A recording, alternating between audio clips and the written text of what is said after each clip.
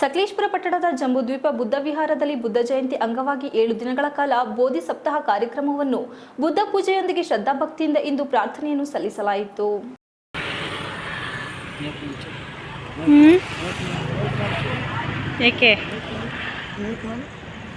ಬುದ್ಧ ಜಯಂತಿ ಅಂಗವಾಗಿ ಪಟ್ಟಣದ ಜಂಬೂದ್ವೀಪ ಬುದ್ಧ ವಿಹಾರದಲ್ಲಿ ಇಂದು ಶ್ರದ್ಧಾಭಕ್ತಿಯಿಂದ ಸಾಮೂಹಿಕವಾಗಿ ಪ್ರಾರ್ಥನೆಯನ್ನು ಸಲ್ಲಿಸಲಾಯಿತು. ಸುಮಾರು 7 ದಿನಗಳ ಕಾಲ ಬೋಧಿ ಸಪ್ತಾಹ ಕಾರ್ಯಕ್ರಮವನ್ನು ಜಂಬೂದ್ವೀಪ ಬುದ್ಧ ವಿಹಾರದಲ್ಲಿ ಹಮ್ಮಿಕೊಳ್ಳಲಾಗಿದ್ದು, ಶ್ರದ್ಧಾಭಕ್ತಿಯಿಂದ ಪ್ರಾರ್ಥನೆಯನ್ನು ಸಲ್ಲಿಸಲಾಗುತ್ತದೆ ಎಂದು ಅಸಹಯೋಜಕರಾದ ಜಯಸೇನ ತಿಳಿಸಿದ್ದಾರೆ.